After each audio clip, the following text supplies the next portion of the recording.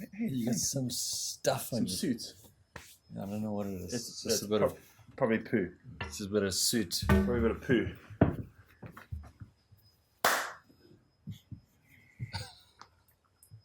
Oh my gosh. Hey, you got this. Troy. Oh my gosh. Golly gosh. So exhausted. Cheers. Cheers. Cheers. Hey, welcome. Such a good IPA. This is the Darling non-alcoholic. It feels alcoholic. You're probably picking up the bitterness. But this is especially in an evening when you, let's say you are drinking some booze, but you want to just slow it down a bit. Your palate's quite warmed up already then maybe from previous ales, pale ales, IPAs that you've had. This is fantastic because it's got that strength of bitterness to actually feel like you just continue. And it's heavier than... Much heavier than other non-alcoholic. Because they seem watered down. Well, that's a great way to start. Welcome. How are you? Good. How are you? Ladies and gentlemen, this is episode... Jeepers, I've totally forgotten. I think it's like 119. Over 1,000. 1,000, 1 million. It is, but more importantly, it is episode 3 of the Random Show. Yeah. I'm joined with my bestest buddy, Mr. Calvin Dilly. I say Calvin Dilly because when I inputted your name into Notebook LLM, it spelled your name Calvin Dilly. Like dilly. Dilly, like dilly, Like dilly. dilly-dally. Like Silly Willy. Now I feel like I'm saying Calvin Dilly. But welcome, folks. I think the last time we recorded was probably, it was a year ago, even longer. 2 years ago, beginning of 2024. Jeepers. And then before that, it was 3 years. Oh my God. So that was 2021. Okay, so we're getting better. Yeah, we decreasing the gaps. For something that was meant to be an annual show, we actually did pretty well. Yeah. In terms of narrowing the gap, as you said. So yeah, what do you want to talk about today? Jeez, all stuff that's really interesting, I'd say, like AI and dad life and trying to get fit as a dad. I think those are cool topics to touch on. What do you think? So just for the people who are possibly listening for the first time, this is the show where we talk about all things beer, but it's also a show where I will scratch my own itch and talk about things that I'm particularly interested in, not just beer, although we do segue into beer conversation every now and again. I thought that it would be such a good idea to get a good buddy on the show for us to talk about similarities in our lives, and that's where the conversation started on episode 1 of the Random Show. We found a lot of parallels. Is that the word? Mm-hmm. That's a good word. That's a big, strong word to start the conversation. It's a word. We found 2 equal lines with our lives, and also just kind of taking stock in terms of where we found ourselves as we, I think then at the time, were approaching 40. Now we're kind of in the meat of the 40s. In the meat of potatoes. Right in the middle of the bat. Right in the potato. Right. Vegetable. Okay, so so for those of you, again, just to remind you, this is kind of like taking stock in terms of where we are as middle-aged dudes looking to improve their lives whilst at the same time enjoying delicious bevies. I think that's key. Hence why we're drinking some non-alcoholic IPA. It is the week. We are in the middle of the week, and I think that's also something that I've been quite, let me not speak for you, but I've been quite diligent with. I have a hard rule of not drinking Monday, Tuesday, Wednesday, Thursday, which is 4 out of 7, and then just means Friday, Saturday I get to enjoy it a little bit. I know Kevin Rose spoke about the 6-2 principle, or the 2-2-2 principle, where you'll only have 2 days in a week, never 2 days in a row, and never more than 2 drinks. Yeah. Which I think is very good. That's very diligent, very strong. And that's, doesn't he cross that out for special occasions maybe? Yeah, I mean, but I think he incorporates that into his special occasion thing. Okay, that's... So if he is at a wedding, he will have those 2 glasses of champagne. But Yeah, that's nice. I'm not there yet. I'm more of a You just got to make sure that 3-3-3 or you don't catch up on the weekend for the last time. well, I've actually got a bit of Yeah. a theory that I'm running through at the moment, and this is like all these theories. They come at different phases of my life, and this is one that I'm practicing now at the moment. As a beer connoisseur and someone who drinks beer and also collects a lot of beer, I found that I'm collecting a lot of dusty beers and beers that are sitting at the back of my cupboard, which I've just kept for sentimentality or the fact that you should age beers. There are some beers that are way over 10%, and you can age them up to 10, even 20 years. Wow. But you increase obviously the risk of oxidization and aging, flavors, compounds, which can be unpleasant. So I've got all these beers, and just a disclaimer, that does not mean if you know me or know where I live that you should just come and rock up one random Sunday and say, hey, Troy, let's party. I want to start drinking some of these nicer beers that I've been collecting. We're talking about beers that have been luckily been brought back from overseas for me, and that's been in my cupboard, even from my previous house. So they've collected some dust, so we need to drink them. So I'll celebrate on the weekend, just randomly. Like every Sunday, I'll crack open a very nice bottle of beer. And people do that with the wine. They just celebrate, and I think why not do it with the beer? And so that's currently what I'm going through now. Just a little practice, which makes Monday mornings quite interesting when we hit the gym. Okay. You got the beer sweats on the Monday. Yes, it's not just the sweating from squatting. But let's segue into gym. What you want to fill the listeners in terms of gym routines and general health? Yeah, sure. So we've embarked on something that's been kind of fun to play around with. It's been more of a social experiment than anything. But about 18 months ago, we started like a fitness challenge with you, me, and Phil. And it was just because we had already been training for about 6-7 months, and it was going fine. But I felt like we were hitting the plateau, and we needed to, spice it up a little bit and try and change something. And I thought, well, why don't we create incentives around our training and put a little carrots in front of us that we can go dangle the old carrots. Yeah. Nothing, no sticks, just pure carrot vibes.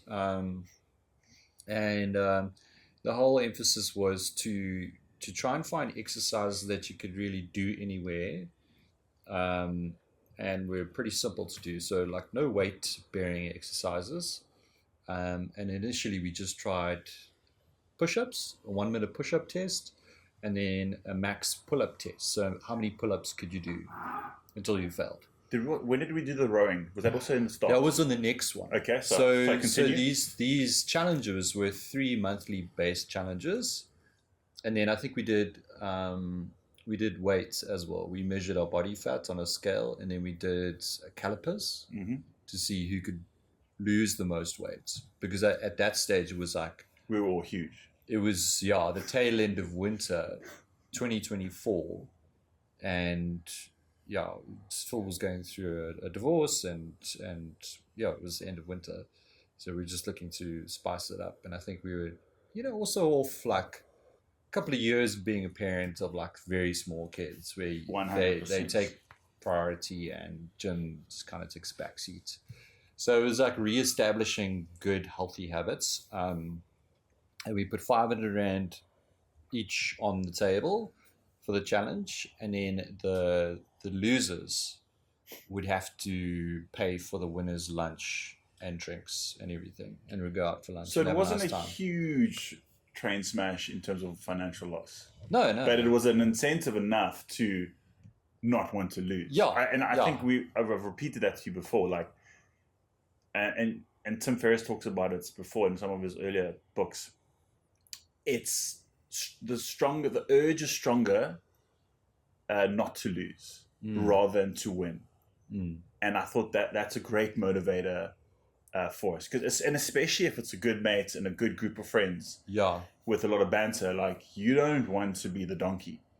You want to be the oak who's just even second last, or in our case, first or second. But you know what I mean? You don't want to be that last person. Yeah. I think it's something that we also did with the league. Shout out to Roscoe, Wayne, and the boys. You know, we didn't want to come last in the league because the punishment was severe. Yeah, you see, that was more of a stick approach. I think the stick was way more forceful, or, you know, you created a sense of urgency around your picks and stuff like that. I mean, it was all rugby based, so we were just picking our teams based on Super Brew. But I interjected, sorry. No, it's fine. So the real how we determined the winner would be, we would do a baseline test, and then 3 months later we would do another test to see what the percentage improvement for that exercise and the combined percentage total improvement over all the exercises would be. You calculated that, and the guy with the biggest percentage improvement would basically win the thing. Take gold. And you got a little statue made. Yeah, I got an Oscar statue. Little Oscar statue. So that's for the winner. That's the floating trophy, and then the money, and then the lunch, and it's great. And I think from doing that, we've done a few iterations of that, and I mean, from my side, physically, I feel different. I feel much better. Yeah. I know I look better. I feel stronger. I'm also not. Something that's also, touch wood, that hasn't happened a lot is ailments, sore joints, sore knees, sore shoulders. Yes, I still get them, but I couldn't believe, like 3 years ago, how there were certain things that were just starting to creak a little bit more. Yeah. And I was like, no, stuff that. I don't want this to happen. And it's amazing how if you strengthen the muscles in your joints, tendons, whatever, everything kind of holds itself together. Yeah. No, so that's been a massive lesson. I've experienced the same. Like, I used to get low back pain and sciatica, like shooting pain up 100%. The leg by the butt there, and I used to have that all the time, constantly be stretching out my back. And now I don't know what it is. If it's either the hip thrusts that we do or the pull-ups, but something's working. You know what it is? It's Giorgio's massage therapy. I knew you were going to lead to that. After your gym session, you go straight to Giorgio. I think he's Italian. Giorgio. Yeah, male masseuse. Olive oil on the back. Yeah, that's he's been great for you. Yeah, cracks a bit of lemon and black pepper as well. Oh, it's great. Is that your tongue? Hey, we haven't even had a proper beer yet, so it's just going downhill. So yeah, it's been working nicely, and we've done a couple challenges. We did push-ups and pull-ups initially, and then the next one we added a 10-minute row, which was hectic, and then the next one we did push-ups and pull-ups, and then we did did we do a run? We did 1 mile run. Yeah. So that was, and now Phil's injured his shoulder, and he's still recovering, so we're not doing any upper body stuff in this cycle. But we're doing 10 reps of back squats. Yeah. So we're measuring the weights that you could do on 10 reps. For us, it was 90. I think Phil was kind of similar. And then a 5 kilometer run. And we did the run around the common. I remember that now. Yeah. So then we'll see in 3 months' time who's good at that. And look, it's what, 2 things just to add.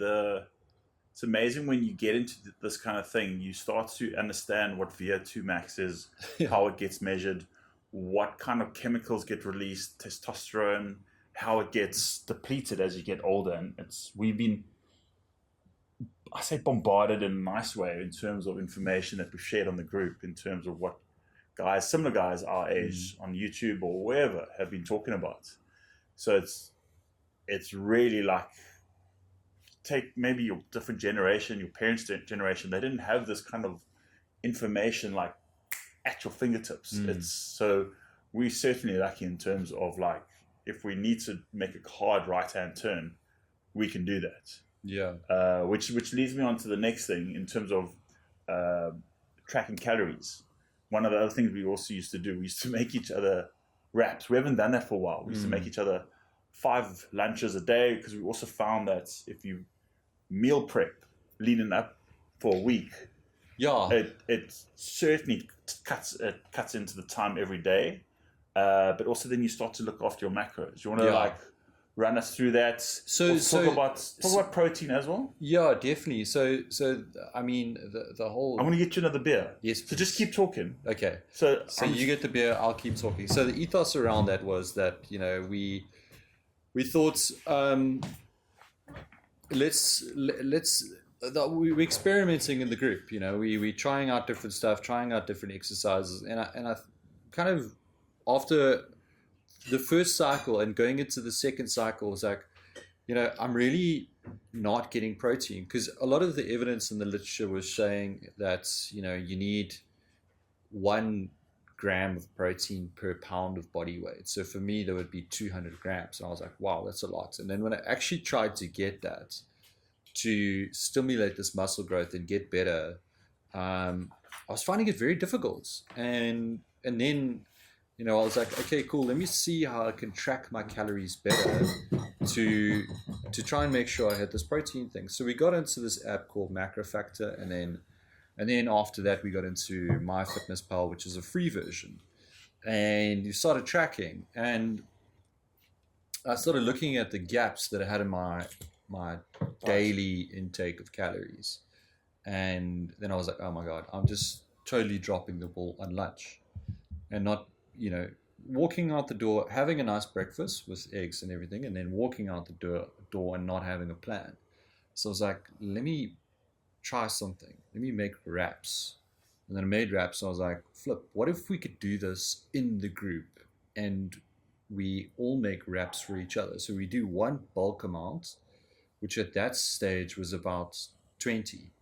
So then we would have 5 per week, and we'd all try different recipes. And I absolutely loved it. And I actually missed it a little bit because I made wraps again last night. I made 10 wraps with... Yeah, I remember you telling me. With Harriet, to use one of your old recipes that you did, and I just swapped out the Tabasco for Lappy's smoky barbecue sauce, which it came out really good actually. And yeah, 50 grams of protein in the wrap with grilled chicken and stuff like that. And if you just have something available in the fridge, because I mean, how chaotic it is with the kids, and you run out the door and you're constantly getting bombarded with different tasks and activities throughout the day. You never have a perfect day. So you can't just go to the fridge and make a meal. So if you can just go and grab something, that'd be great. And I think it worked out really nice, but we just got to a stage where I think we grew out of it, and I think Phil wanted to do his own thing, and then you wanted to do your own thing with Lauren, because it was a huge call when it was your turn. I know, that's the thing. It was like a 3-hour cycle of prepping for everyone. At least 3 hours of cooking, and it's like 20 wraps. But then you've got lunch 3 weeks as well for the whole month. Yeah. When Lauren had joined, it was basically lunch sorted for the whole month. And you just had like wraps in your fridge, like yes, and a different wrap every week, which is cool. So you wouldn't get bored of it. So yeah, that I mean, the thing around protein. Can I pause you there? Yeah. Can I give you my latest homebrew? Yeah, please. Which is a doppelbock. Okay, wonderful.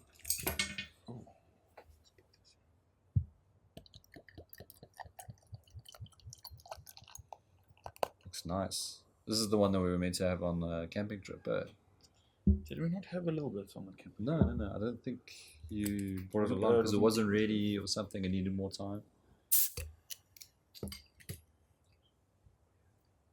Lovely. Nice. So I'm actually really happy with this. That's good. Oh, it's got a nice reddish hue in the light here. Yeah, Never seen that. It is actually meant to be a little bit browny dark. Yeah. It's got like a caramelly, bovrily. This is just under 7%. It's a lager based beer. And the monks used to brew this when they were fasting. And this was the only liquid that they were kind of source of sustenance that they were allowed to consume. Those sly dogs, eh? Those sly dogs. We're just getting it's liquid.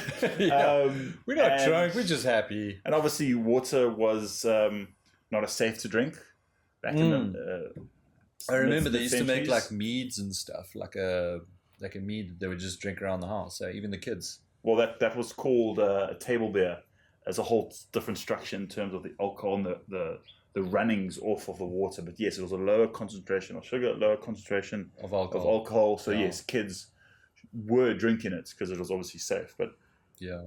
this is liquid bread, as they call it. So cheers. Cheers. So talk to us about protein. Talk to us Yeah, I mean, how that's changed. I just want to preface everything here. Like, I haven't become a prude with exercising or, tracking calories. I don't do it all the time. But when we're being serious about getting to winning the challenge, like we were looking for any sort of advantage at all.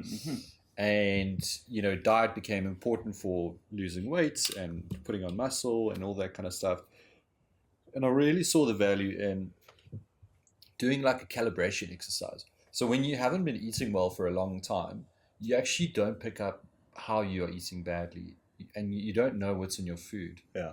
You just eat and you think it's good, but actually there's so many hidden calories and sugars and bad stuff in 100%. So my thinking around it was, let's just do a week or two of this and see what, because most of the time you eat the same meals anyway. Like, you might vary up your dinners and stuff, and if you go out to eat, you might eat something different. But most of the time, you're having the same breakfast, and like you have a rotation of different recipes that you have for dinner, so you can very easily track it. And yeah, we did a couple runs of those last year actually, where we at the end of last year we were adamant about filling that in, and posting to the group. So we do like one every day. We would just log our meals and then post them at the end of the day. Even if you're over, just post it. Yeah.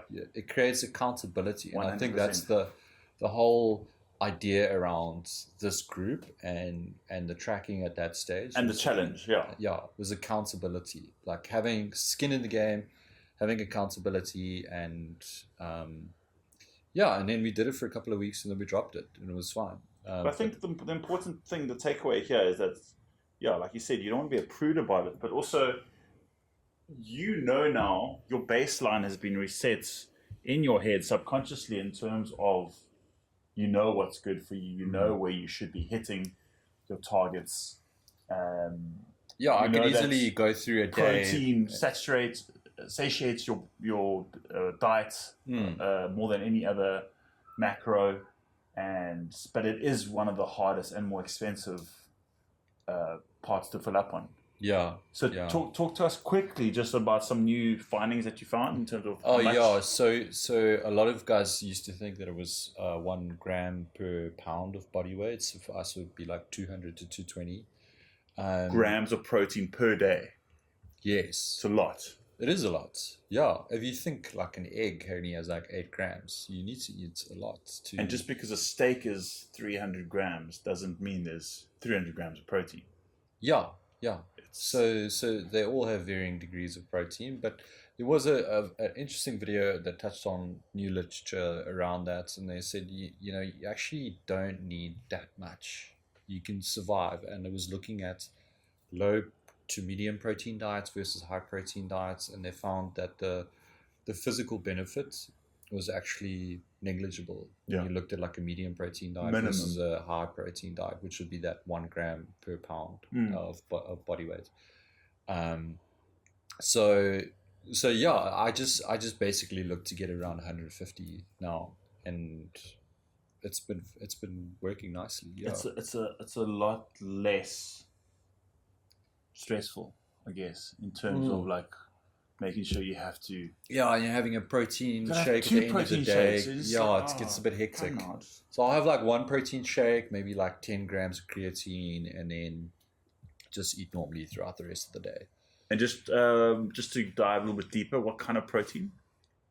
I have this NPL, which is like a hybrid pea, whey, and something else, plant protein. So I've also, on the research I've done, and we'll segue now in terms of how we do that research, but there's a lot of stuff out there. There's a lot of stuff that's blended. There's a lot of stuff that uses soy blends and all this other nonsense that you don't need or should take. But so basically what I'm saying is do your research, folks. The the tools are out there. You can even just ask Google AI, and it'll spit out some great answers. But talking about supplements and putting extra things into our body, creatine's also become quite of a hot topic in terms of what to take now. And I've seen not just myself, but also in my family, my sister-in-law, my brother-in-law, who are shouting from the rooftops, especially if you are a middle-aged woman to late-aged woman, you should be taking lots of creatine. I say lots. You should just be consistent with it because it starts to deplete quite quickly. And it had a bad rap in the 90s about just this anabolic steroid vibe, which got locked into steroids, which is just far from the truth. But also some of the new research that's showing, it also helps with brain cognition and improvement of just concentration. So yeah, that's been something that's we're not taking. Are you taking?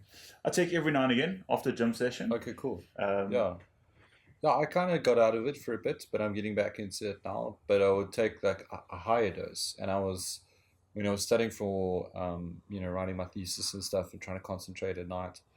Sometimes it'll give you a little jolt of energy, actually, and it was really good for cognition because you did a little few squats there in your bedroom. You did little leg raises, Bulgarian dead squats. What? Yeah, it's the brain. Your energy. Your brain uses a lot of energy, and that the energy is provided by ATP, and creatine actually helps out with that. So it's not just for your muscles. I mean, your brain is a muscle as well, but like it really does help if you need to study. And the normal dose is 5 grams a day, but if you take 10 to 20, it's got amazing energy benefits. I actually saw something the other day that said like if you have a really bad night of sleep, you can take a big, large dose of creatine, and it'll feel like you've had a normal night of sleep. Oh, the next morning. The next morning. Interesting. Yeah.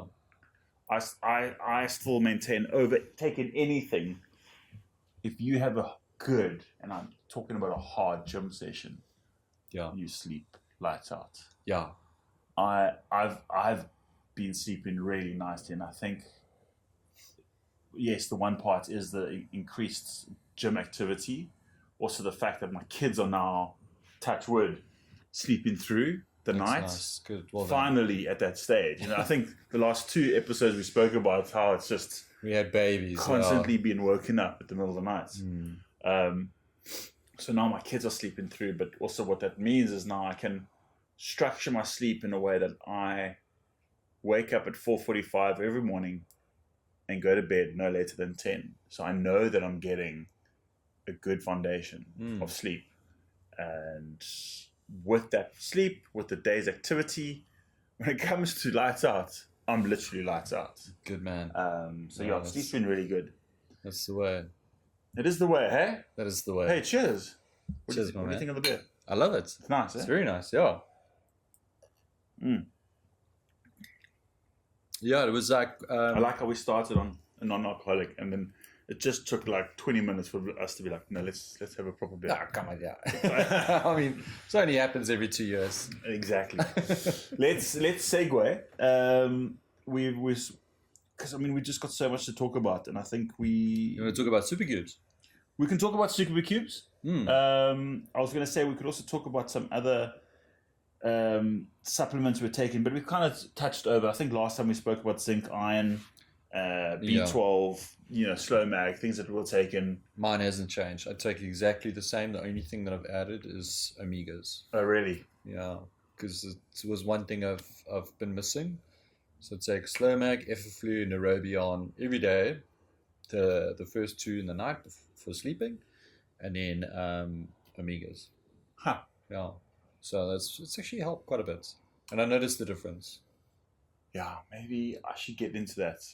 You never really think about that. Like, why would I need magnesium? Yeah. Why would I need zinc? Why would I? And I noticed from the calorie tracking, so you can see your micronutrients. It gives you your macronutrients, but then it also looks at your micronutrients. So you can see potassium, magnesium, all that stuff.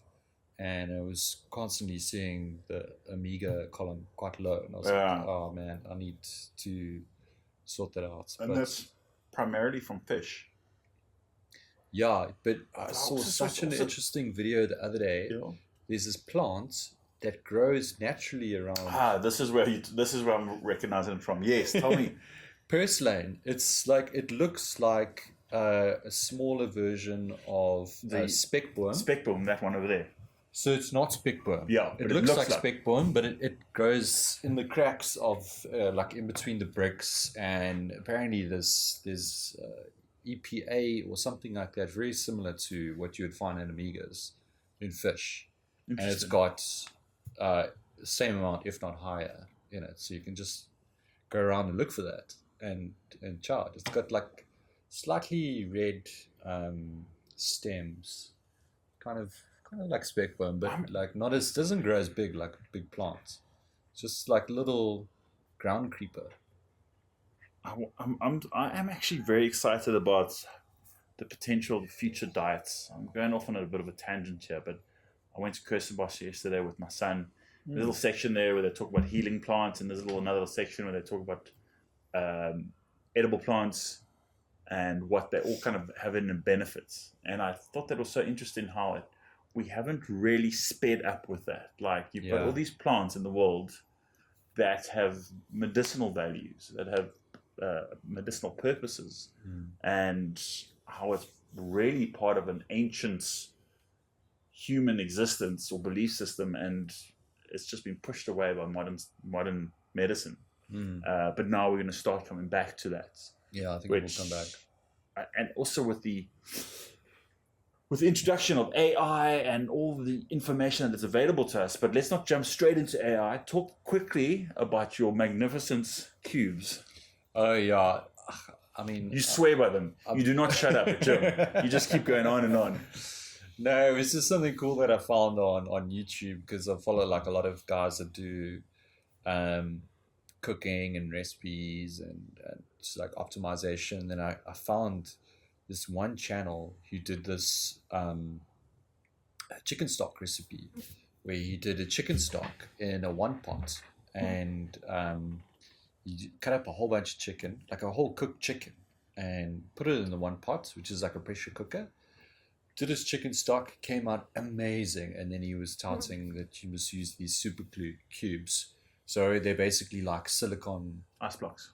Yeah, bigger ice blocks. Yeah. Yeah, so you can get like a 1 cup, like a full tray with like 4 1 cup trays in them. Amazing. And then you can get one with 2 cups. So I got 2 trays of the 1 cup. And now I'll make chicken stock. I'll make like bulk curries, bulk stir fry, and then obviously eats it on the night. But then the leftover, just chuck it in the super cubes, and then freeze it, pop it out the next day, and put it in a big Ziploc bag. And it doesn't melt, so it's the Ziploc bag is clean once you take it out. So you just use these Ziploc bags over and over again. And then whenever I'm like, sometimes we'll get too crazy at home and we haven't made anything, we just go check what's in the freezer, and then there'll be like a pre-cooked meal right there, and we just defrost it and Bob's your uncle. Look at you guys. We've got a well-cooked, good nutritional meal, freely available whenever. Freely? Well, I mean, not freely, but you know what I mean? No, that is... look, I tease you, but it's these things that as we get older now, these little simple it's so things... nerdy, bro. We just love it. Like, I'm totally nerding out at the moment with my garden, and it's just keeping the grass green, making sure the flowers are happy, growing my tomato plants, like all these small things. Beautiful. And also another small thing, I'll keep like a couple frozen steaks in the freezer now as well. So if I don't have anything to eat, there's nothing in the fridge, just grab a steak, grab whatever frozen meal that is, and put it in the air fryer for 7 minutes each side with salt and pepper on.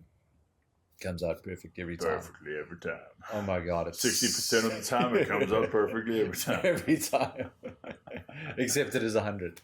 100%. Oh, yeah. So let's take a jump from analog straight into digital. Okay. and I think this is a hot topic. It's something that obviously a common theme that we talk about on the Random Show. But yeah, I'll let you take the floor in terms of AI and anything that you're excited about, anything Yeah. that you've noticed. I've definitely noticed some stuff since we last spoke, but I'll let you kick us off. Yeah, AI has become really interesting and scary at the same time. I think a lot of people are feeling uncertain. Like the stock markets have been selling off because they're seeing the writing on the wall with regards to the use case of these products. I think 2 weeks ago there was a huge sell off from software based companies like Workday and a whole bunch of other things because now you can basically replace these softwares with Claude or ChatGPT with these AI agents. Yeah. You can create your own agents that can do the work for you. Not only do they help with the work, they take control. You just obviously have to do a bit of sort of research Back on end how. work. No, you don't actually have to do back end work now. You just have to know how to structure and prompt these things properly. Sure. So previously, like even a month or two ago, because I had in mind, I wanted to create an AI agent that we could use for our fitness challenge. Yeah. Something that could help us track our cardiovascular fitness, like our workouts. So if we're using the Strong app and we're logging our weights and our reps and all that sort of stuff, we would keep track of that, and it would show progress meters for each person and see how kind of like who's in the lead, and have like a tracker, and like you you can actually make these bots with personalities now as well, so you can give them like a quirky personality and maybe make it into like a WhatsApp bot that could chat to us kind of every day, or as much as you wanted to. Sure. And then say like, hey, Troy's in the lead, or Phil's doing well, like Troy, here's what you should focus on, or like Phil, you've been training too hard, like maybe have a rest and it'll be better for your body or something like that. So I was always had in mind that I wanted to create an AI agent, and about 2 months ago, even these agents were good, but you kind of had to do some back end work right at the end of it, just to tweak it and like refine it. Now you can literally just say speech to text style, what you want the outcome to be, Yeah. how you want it to look, what you want to measure, all that kind of stuff, and it does it. It just does it, and it's got the final product. It can be a website, it can be an app, it can be a bot, it can be anything really. It takes over control of your computer. It does the work for you, does the research for you, does the building, does the coding, and everything's perfect. So you could just think to yourself like what this means in terms of like coding in itself is becoming a redundant career. Any knowledge work, like being a lawyer or being a researcher, is kind of becoming not as important. Yeah. Because you can do a lot of the heavy lifting with these AI agents now. So yeah, I think it's an interesting time, but I think at the same time we have to be playing around with these tools now to, because there's a small window open where the opportunity are there to solve a lot of problems in the world, or create a lot of business ideas and just run with it to try and streamline operations with these agents. And I think the window will close quite quickly as people become really good at these things, and then they're the leaders, and then they take over and they basically do everything for everyone. Yeah. So you gotta play with it. You have to not be left behind. I couldn't agree more. I think there's a strong anti-AI movement, which I totally get, and I think it's the same if you look back throughout the years of history and the inventions and things that disrupted markets and industries. It is unfortunate, and some people will unfortunately be left behind. When it comes to that kind of information job, like lawyers, researchers, what is the other one you said? Accountants, maybe, yeah. And coding.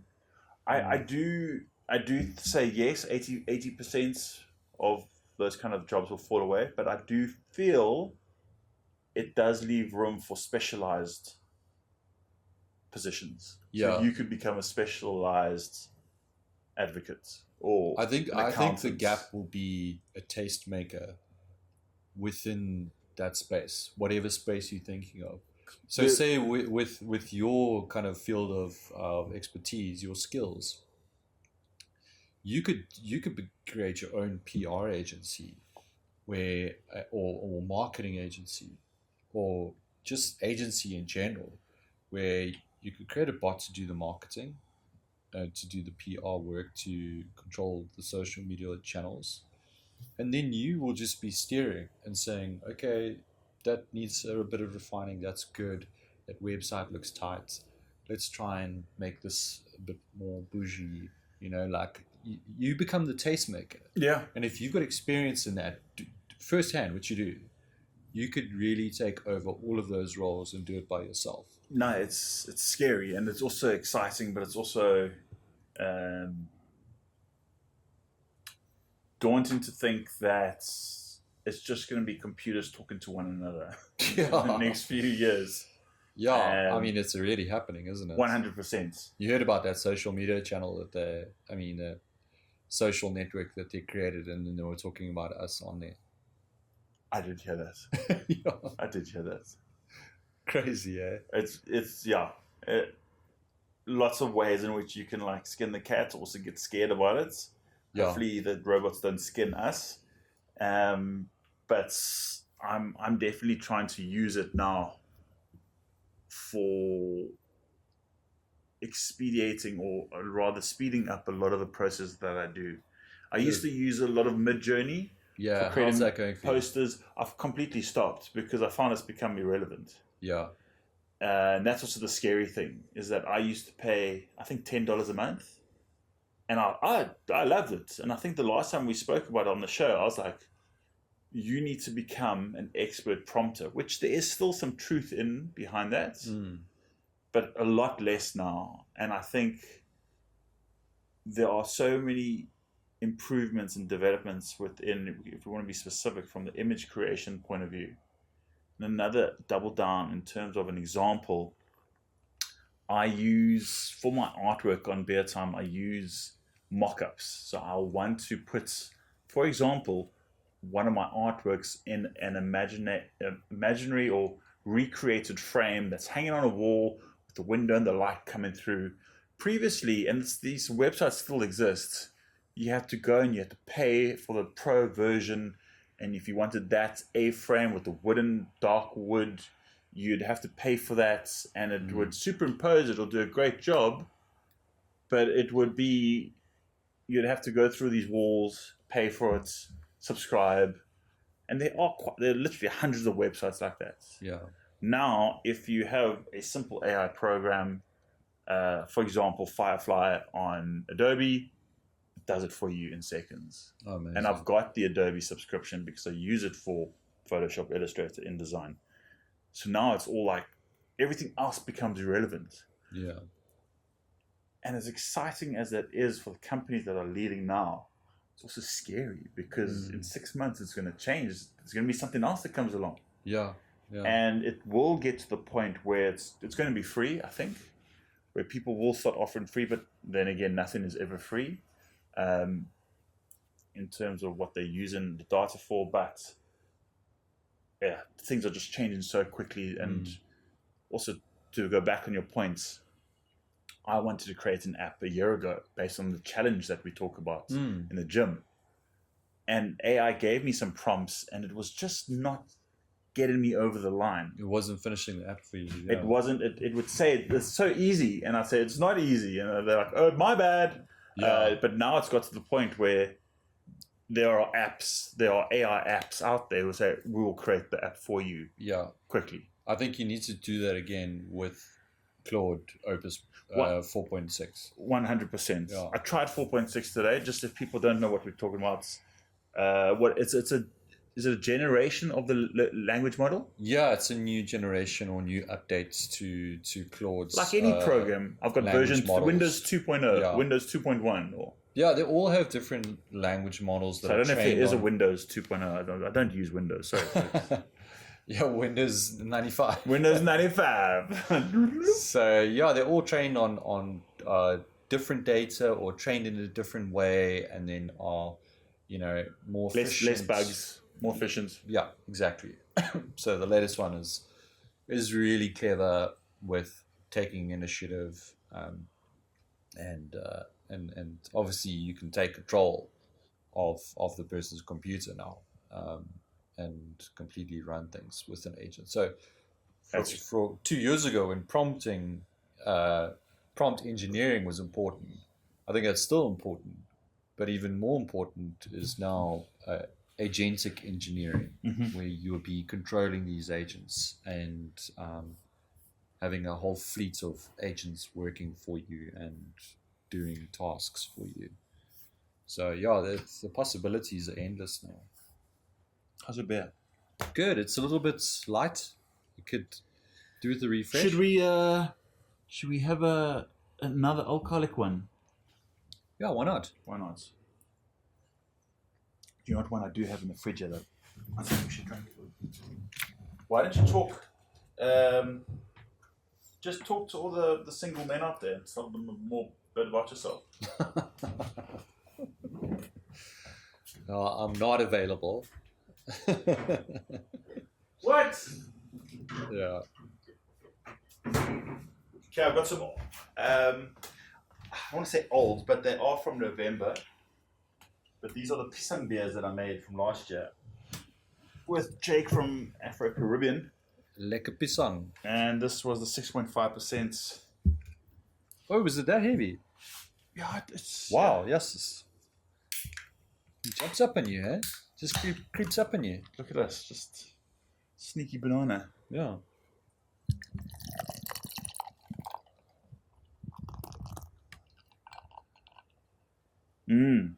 Wow, that's actually still very hoppy, and I would say for those of you who've had the pisang beer, it's actually not as sweet smelling. That pisang banana has gone down a bit. This is actually smelling like a delicious IPA. Yeah, it's changed. Cheers. Cheers. Still got quite a sweet body. To bananas. Two bananas. Let's jump a little bit around now. Still kind of staying with digital, but moving into the social media aspect, and something that I found to be quite taxing last year, and that was the anxiety that I got from social media. And we've spoken a bit about this briefly, but I found that towards the end of 2025, there was just so much of bombardment, I think is the word, just in terms of people's feeds and sharing stuff and contents on, to be specific, on Instagram. And obviously an option or solution is just to get off the app and to delete it. But with my kind of role and position and who I am in the beer landscape, you need that kind of platform. And so I thought, no, I can't delete it.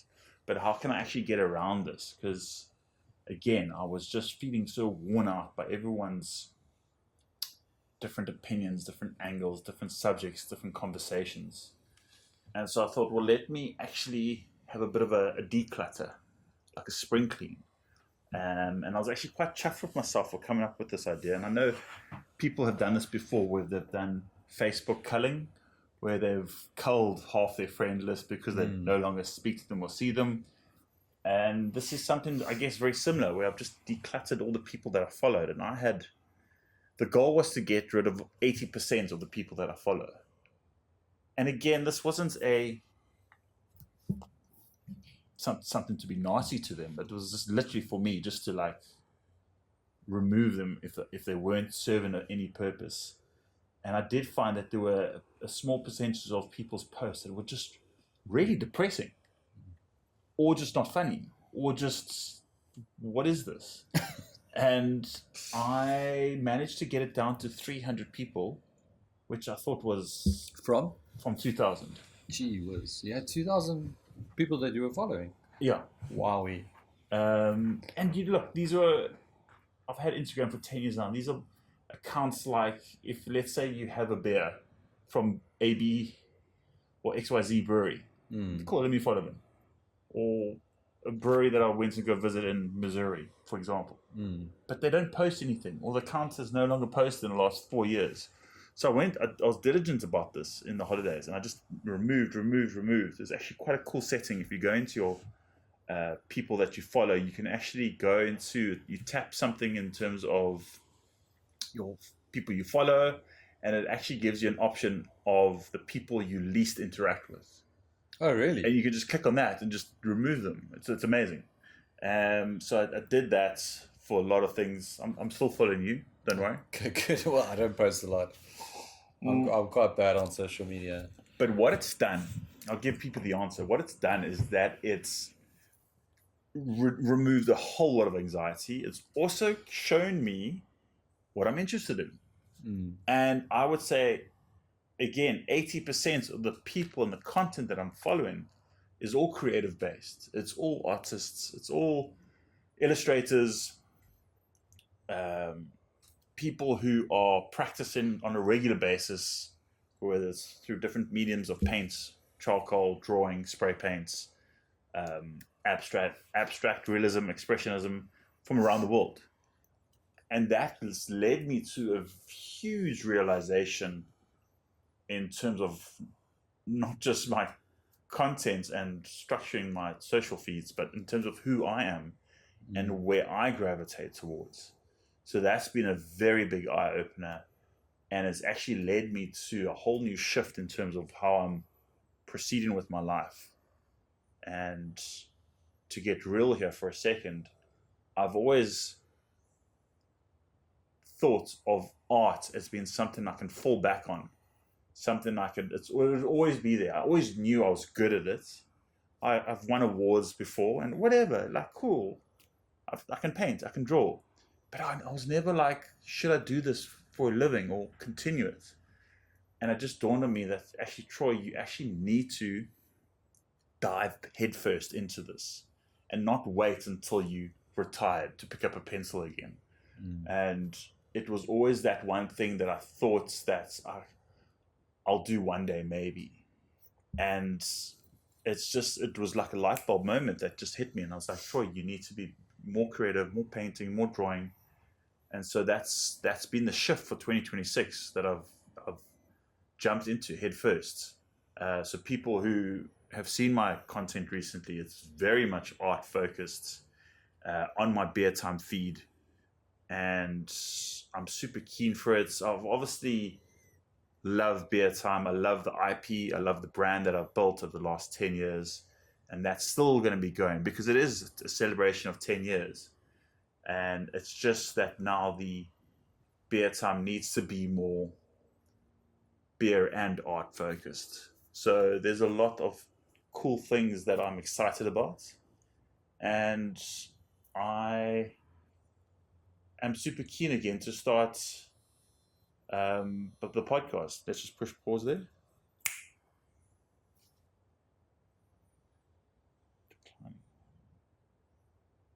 So, your thoughts? Yeah, I think it's a good move. I think it's a really bold move. It's smart. I've always thought that you were quite talented in the art space, and I'm excited to see how this all unfurls and what you decide to explore, because I know that it's going to be a process of finding your niche and betting down on it, and then once you hit a winner, you're going to be just churning them out. And I said, we had this conversation like 2 weeks ago, beginning of last week, and I said, your technique is really good, like your drawing and your stenciling and everything that is very awesome. It's competence. You can do lots of different styles. You just need to find your niche, and it's a cool career, actually. That's a very cool career. Yeah, I mean, it must be incredibly rewarding to think of an idea and just take it, put it on a page, and then go and market it and sell it. I mean, I it's think such an easy exchange. I think it's especially in this day and age where we've just spoken about AI, and I think you can painters and designers, they're not going away. Yes, yeah, a computer can replicate and do anything, but they can't do my thing. They can't do my painting. They yeah, can't do what I want to do. And so I think there's going to be a strong shift towards handmade artwork, human interaction, human built, hand built items. People will want that. Thank you for your words. I do. I'm excited. I'm excited about that process. That whole thing of when you like not sure which direction to go. I'm there right now, and it's the fun part. And I know I'll look back in 10 years' time and be like, oh, I wish I could go back there because yeah. you were exploring, you were playing. And so, Yeah, do you know what I noticed from your video on Instagram recently, when you're going over the few best picks from the Investec Arts Fair this last weekend? yeah, A lot of it is looking at the human condition in a very positive light, because I think the world is quite dark at the moment, and all the paintings that you highlighted as the best, obviously you're looking through your filter, but we're looking at Cape Town, we're looking at nature, we're looking at people in nature, experiencing the world, feeling joy, just enjoying, relaxing. With Michael, it's very much about symmetry, with a central building as a focus, or a central tree yeah. as a focus. And then there was more abstract stuff, which was whimsical and like fun, where the colors were the focus. But it's exploring a human condition where you look at the joy of being alive, and I don't think it's something like an AI could try to replicate that and make guesses and judge based on your reaction, which you would think, but it'll have to go through loads of iterations before it hits a winner. But you as a human could create something totally unique, understanding from your true understanding of life, and create something that was very human, and it made people feel at home, like this life is beautiful. And I think that's what you could focus on. 100%. Yeah. I just another little segue, because my brain thought of it. I watched the movie Tron, the latest Ares movie. Oh, it was good. If you just got to buy into that kind of stuff. Yeah. But it's also very much like the computer starts to have feelings. So based on everything we've chatted about now, it's just like, no, man, no, don't have feelings. Just be a robot. Just don't come with that nonsense. You're complicating things. Did you like the soundtrack to that movie? It was very heavy, bass heavy. What was that? 9 Inch Nails. They did the soundtrack. Really? To that movie, yeah. One of my favorite bands. Yeah. So just to again make another segue, beer related. My latest beer school sessions that I've been doing have been around the conscious and subconscious mind. I'm not going to get into too much details, but to go straight into what we're talking about. Did you know that frequencies of music have the ability to give you a perception of altering your tastes? It's really? called sense bundling, or sonic sprinkling, sonic hearing, or I forget the term, but it's like sonic sprinkling, where you sip in something or eat in something, and because the sound, it's mixing with your taste buds, and because it's your brain is mixing those two, bundling those two sensory analysis or activations together, and so bass or heavy low music can actually make food to be perceived as being a bit more bitter. Really? Yeah. Wow, that's interesting. Whereas a high-pitched, high-frequency, high-tempo Yeah. can actually make something seem more sweeter. and we actually did this at the beer school. We'll be doing it again at Joburg in Victoria. Where I played different tracks, Yeah. same beer, and I told them to just close their eyes. Now, yes, there's the placebo effect where you tell yourself, but it can work. So subconsciously, if you play music in a restaurant, different music, it can have an altering effect on what you actually taste. It sounds like a lot of fun. It is cool. But So you're not going to do beer school anymore. thank you for that. Thank you for that segue. I'm going to be doing less of it. I also got to the end of last year and I did some math, some calculations, and I just realized that the financial reward it's super hard to justify to myself, my wife, my kids that I continue doing it, which is such a huge pity because I love doing it. I think South Africa needs. I think the world needs it, especially human interaction classes. People want to get out.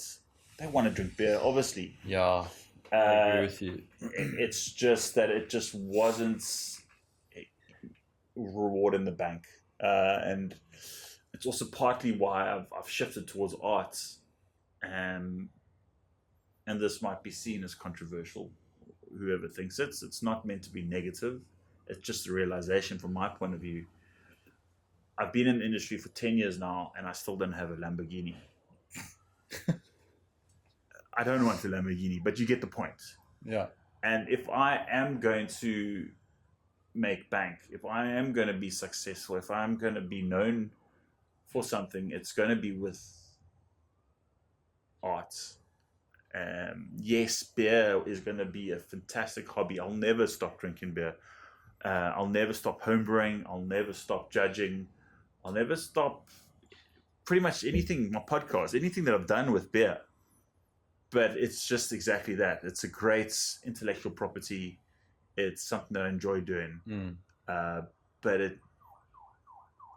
I'm just tired of looking for money in that space.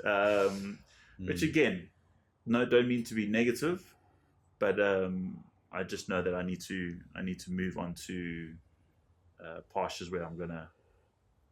Yeah. So it's going to be art time now. Art time.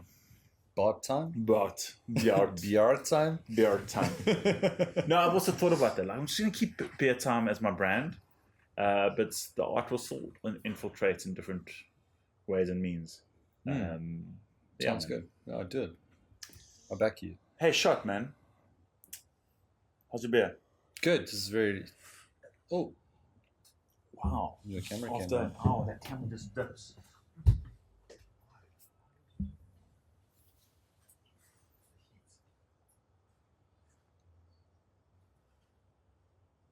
There we go. What else do you want to talk about? So we should talk about. We've spoken about beer time. We've spoken about AI. Spoken about the gym routines and health. Maybe we can just finish off with talking about fatherhood. Yeah, I was thinking that too. We kind of alluded to it. The fact that I've got kids now that are sleeping through. You've still got what we would call a baby, under 2. So yeah, she's about to turn 2. So she's technically a toddler at 18 months. She's 23 months tomorrow. Tomorrow? Oh, no. 23 months tomorrow. Months, okay. Yeah. So the 25th of March, she turns 2. But she still looks like a baby. She's got like very slow growing hair. She gets it from you. Yeah. What? Big chubby cheeks. It looks like a baby. Yeah.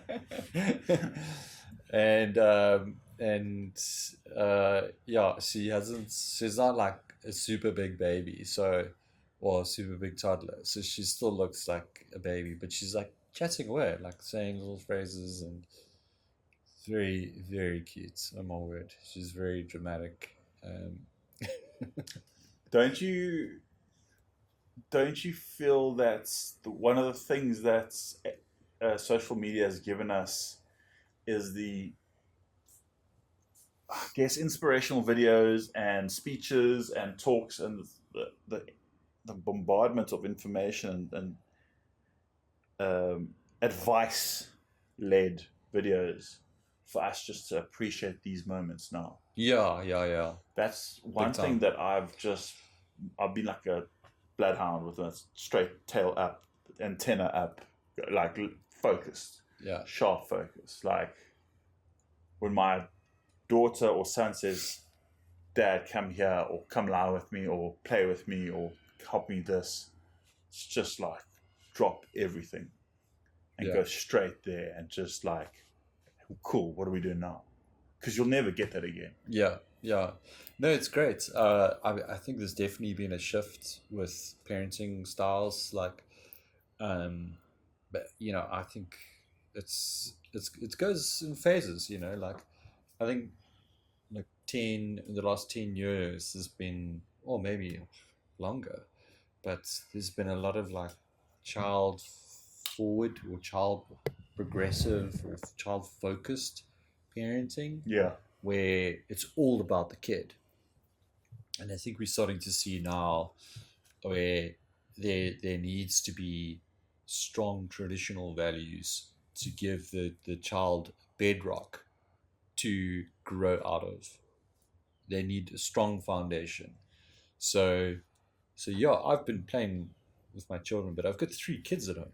Like it's crazy. There's screaming all the time. Someone's always having a go at the other one, and someone's like Stood on someone. stood Yeah. on someone, kicked their toe, like dropped a dolly or something, and it's just like constantly putting out fires all the time. And there you are, just with So- your cubes, just trying to make some dinner, man. Yeah, exactly. Just trying to Well, get this your protein. is why I did the cubes, because I was trying to spend more time with the kids. So yeah, what you said is correct, but at the same time, we're also trying to like just do the right things for them, and not be so like helicopter parenty, like they are the only thing that matters type thing.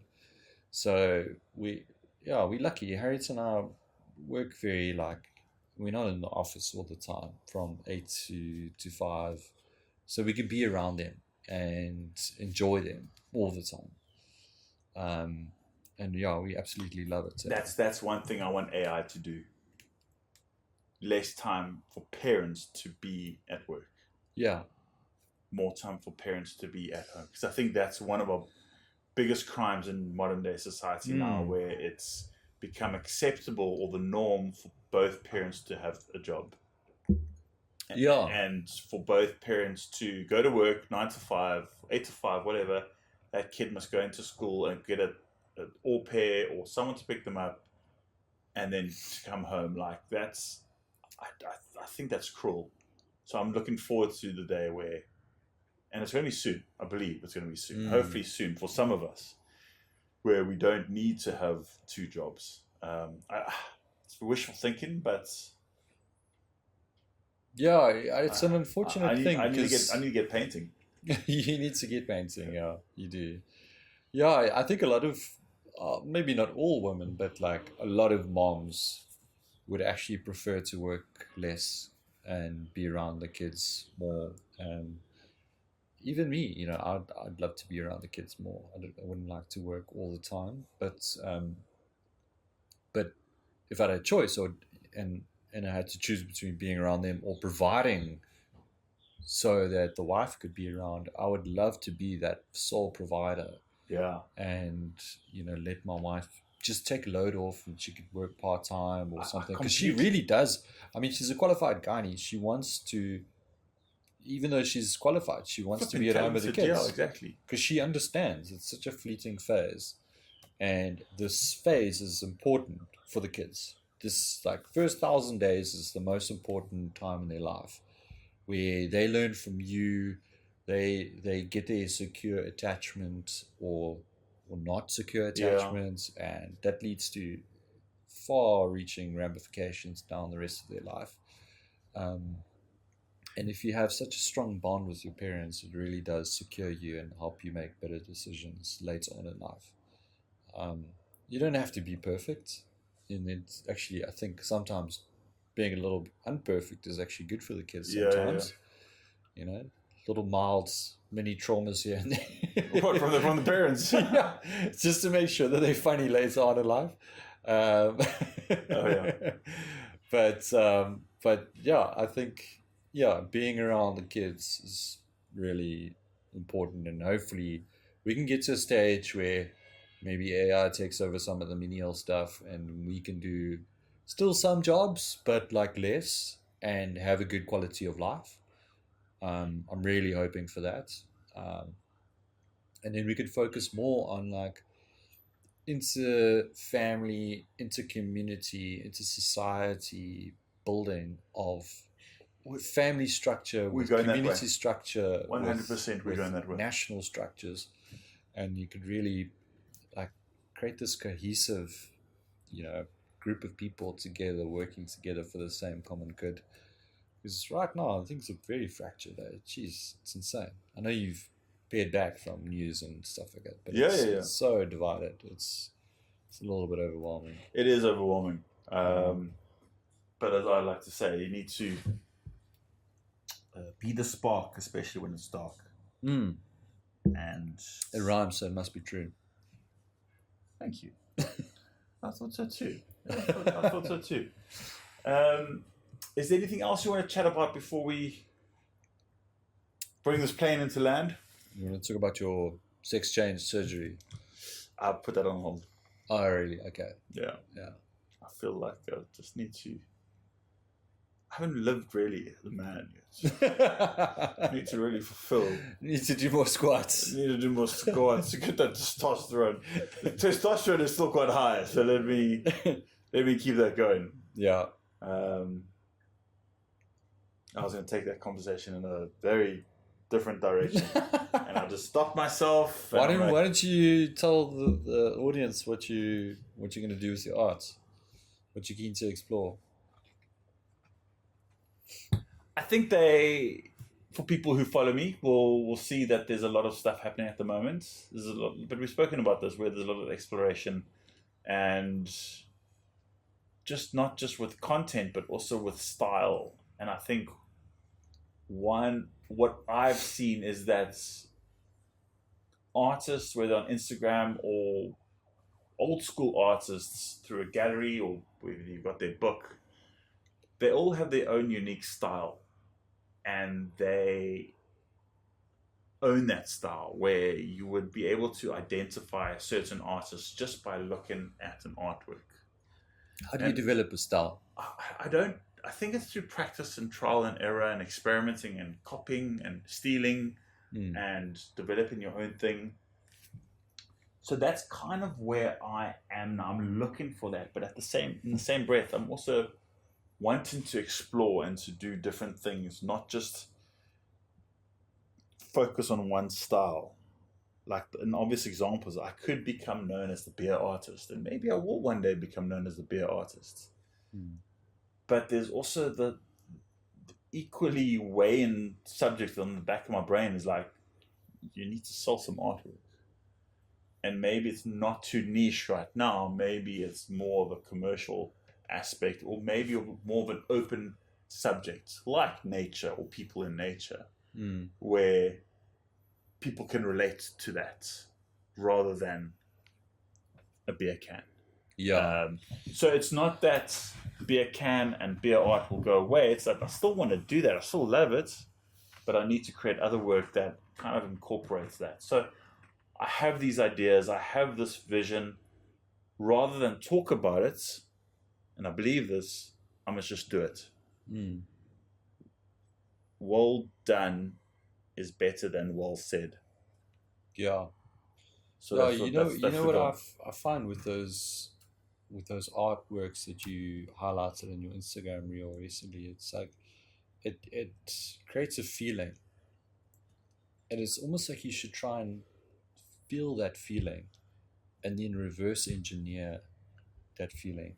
No, but you know what it is? Rick Rubin talks about it. When you're creating something of any form of creativity, with the poetry, song, artwork, you're not creating for an audience. The true art comes from within, that you're creating something for yourself. That feeling of, Mm. I made this for me and I like it. Yeah, well, that's happy, it. That's I'm your happy, feeling. I'm your, happy your to feeling. share with the world. Mm. And anyone who likes it from there on in is bonus points. But the fact that I've created it, put it out into the world, well, the fact that I've created it is for my own enjoyment. Yeah. And I do, for the majority of the work that I do, for the beer stuff, I like doing it. Mm. But I will do other stuff now that incorporates different themes. And I'm excited. Ooh, I'm excited. I've got so many different plans and things. But again, just need to keep just building up an army of work. Yeah. Yeah, that's it. I think we're going to wrap this up. Mm. Call it a day. Perfect. I wish you the best of luck. Let's meet again in December. So it's a year. It's like a few months from now. Okay. 9 fine. months from now. Yeah, End of the we year. can do that. These episodes are meant to come at the end of the year where we get to reflect and stuff like that. So Yeah. let's don't stuff around, please, at the end of the year. Quit fucking around. It's just you always do that. End of the year, end of year functions. End of the year is probably the most difficult time. It is the because- worst time. Yeah, it's so And it busy. goes by so quickly. Yeah. And everyone's having a party. If you wonder, it must be before we go on leave. October. So like before the November. 12th of December. Yeah. Yeah. Then, Or then now, it's fine. March. Yeah. Or, I can't believe we're in March. I sound like such an old man.